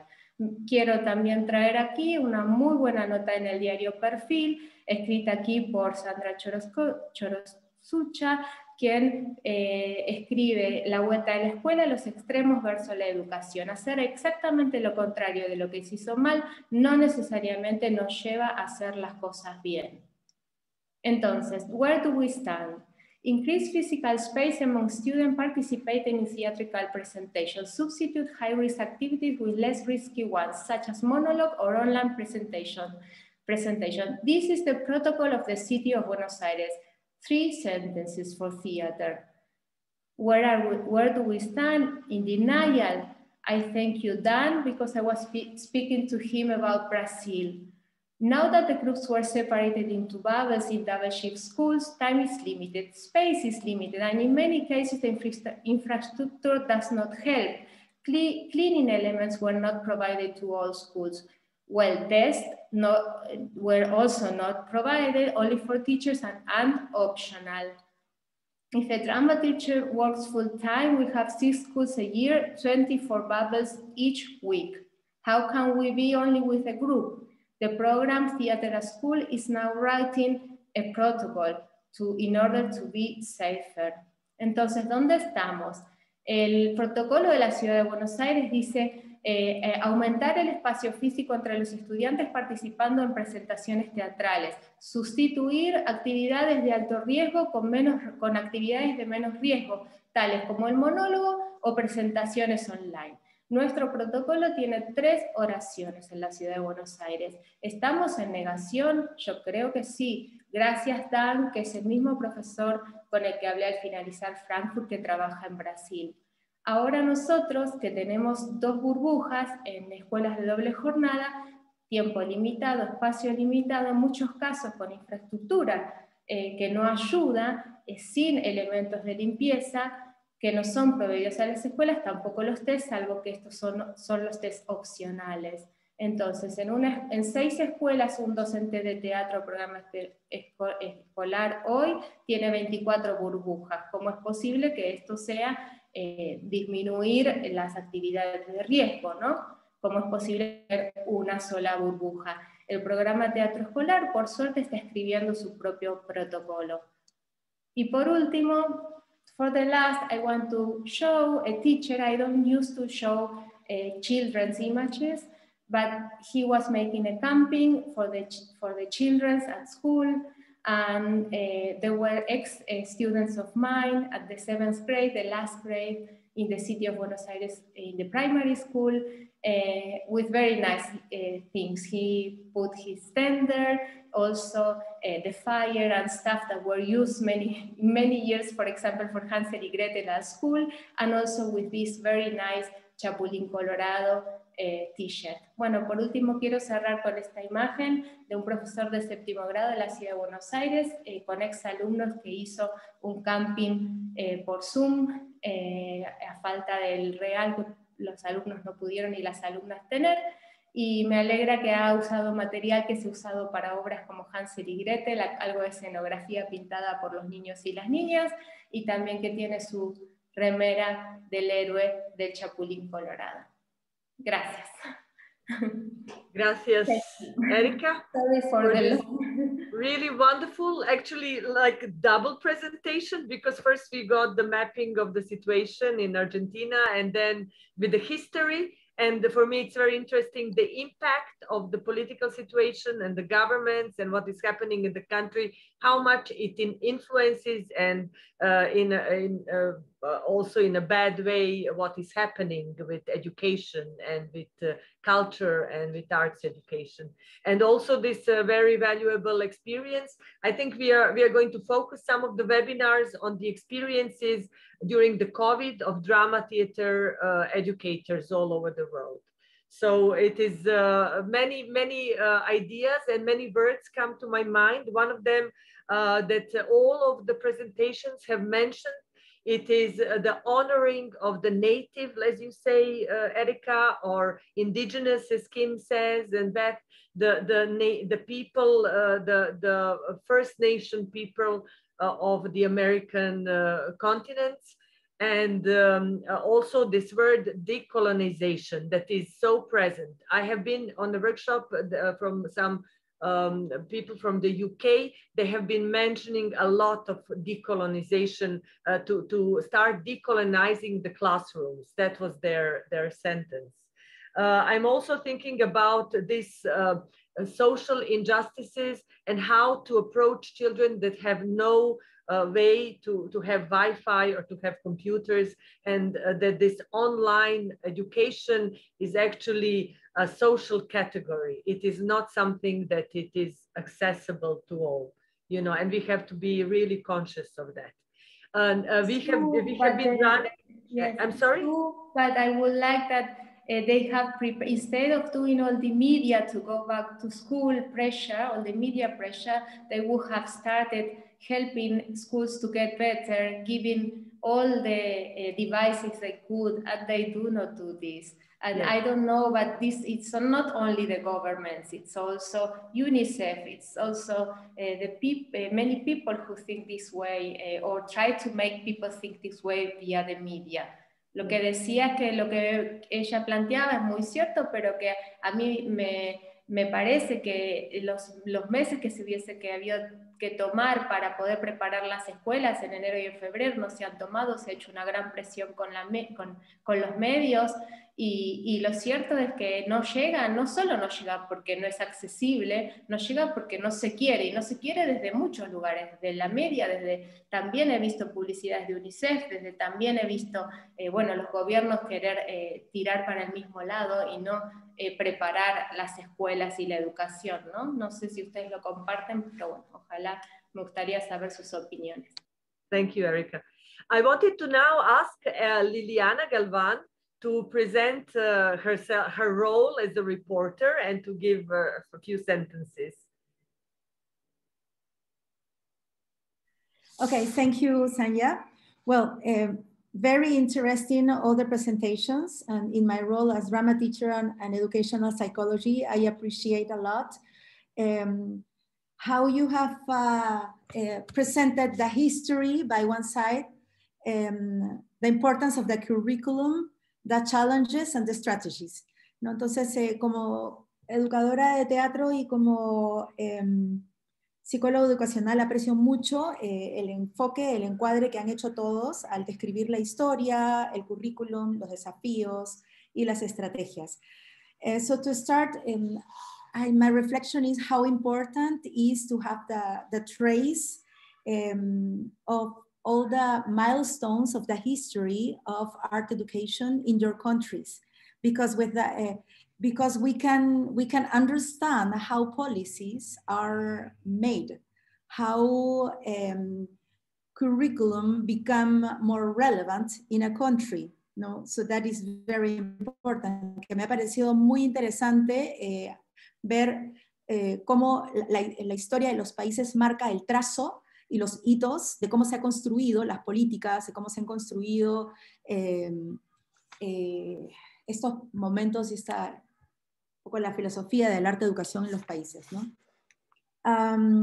Because all the organizations are looking for quality and maybe they have the same kind of mission, but each organization or province or states have different ways to manage the situations and also to focus depending on their needs and context, ¿no? Y cómo todos buscan la calidad y que comparten prácticamente una misma misión, pero en cierto modo esto va a variar de acuerdo al contexto, si es que es provincial, si es que es de estado, ¿no? Dependiendo de un poco el enfoque o el encuadre que el país tiene. So in relation to the curriculum, I just want to say that how interesting is to analyze when you have a provincial curriculum or a curriculum per state or a national curriculum. So sometimes it's more favorable not to have a national because you can be more flexible. And in another sense, it's better to have a national curriculum just in case that the government is going to focus on how to realize and how to apply this national curriculum. Nevertheless, all the differences of the context, no? Because they're multicultural sometimes, like in Peru, for example, que es interesante poder analizar cómo el impacto de un currículum provincial o de estado versus uno nacional, que a veces es favorable, a veces es desfavorable, en la medida que por un lado puede ser más flexible, pero por el otro lado, si es que el gobierno pone manos implementa lo que dice, entonces podría ser mucho más favorable, ¿no? A pesar de todas las diferencias que puede tener contextualizar un currículum nacional. And I must say that Liliana will present the report from this webinar on the last webinar that will happen in May. That is a summary of all the regions and all the webinars that we have covered. So I don't have to do that now. No, you don't have to. I'm really sorry. I thought we understand. We thought that you would just present yourself and say what is your role. So each and every webinar has a reporter that is following all the presentations and makes a summary. And is one of the speakers on the last webinar that is going to happen during the UNESCO International Week of Arts Education. We are running a bit out of time. Joachim, are there some questions, please, in the chat? Hello, and thank you for your presentations. Thank you so much. We are totally out of time now, so we don't have time for discussions or really answering questions, not even posing questions. And from Kim's presentation on, I have a big question, what I like to pose, but not now. So I would propose that you write the questions you have you want to address to one of the speakers or all of the speakers as you like. You could write them to my email address and I will forward it to the speakers and they will answer you if you like, if you give the allowance to forward your email and the email address, of course. And then perhaps you may decide if, and the speakers please, decide also to give back the answers to all of the participants later.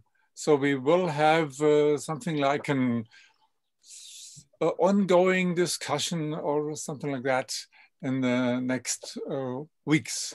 Let's see if that is possible, because it is impossible today and this evening. I just wanted to say that Joachim's email is in the mail that we sent the link to everybody. So you have there mine and Joachim's email, so you can send the questions or comments there. So I need not put it into the chat. So yeah, I think it's okay. Everybody has got that. Great, wonderful. I just want to say that it has been a really interesting evening. Thank you so much to all the speakers. It's such an enriching experience for myself and I believe for all of us. Some of the presentations were a bit longer than we predicted, but this is a learning process. Lily and Joachim and me are learning how to run these webinars. We are not so experienced. Our next webinar will take place on the 20th of March. The regions that will be covered will be Europe and the Middle East. We also have very, very interesting speakers. We hope to find the time that is comfortable for most of you. It is always difficult because it's the middle of the night somewhere in the world, when it is the middle of the day in another part of the world. But with this, maybe Joachim and Lily would like to add something. I would like to just say good night. It is evening in Belgrade. Be well, stay safe. Also fight for your art, fight for your students, but also fight for your well-being and yourself. It is very important. Joachim, would you like to add something? Lily? No, I could only echo you, and I really would like to echo you, but okay, not necessary. But thank you all, and thank you, Lily and Sanja. Really great work. And the time for the next webinar in 20th of March is 1 p.m. London time, UTC. Yeah, so it's for instance 2 p.m. in Frankfurt. Yeah, and the next one is the April the 24th. Yeah, Africa. Yes, Africa. I want to just give a special thank you to my sister from Lima, Peru, Liliana Galvan, who translated this fantastically. Of course, Erica also. And thank you, everyone. Please be well. You can all put on your microphones and say something. So yes, thank you, everybody. Keep Bye. on. Thank you, everyone. Keep on working Bye. with passion. Thank you. Bye-bye. Passion. Bye, Maria. Ciao. Bye, Bye, Wilbur. Lily. Bye, Adriana. Bye, Yes, everybody. we have reactions. Bye, Bye. Adriana. Nice. Bye, brother. Bye, Marion. One more reaction. Want to see my hair again? Yeah.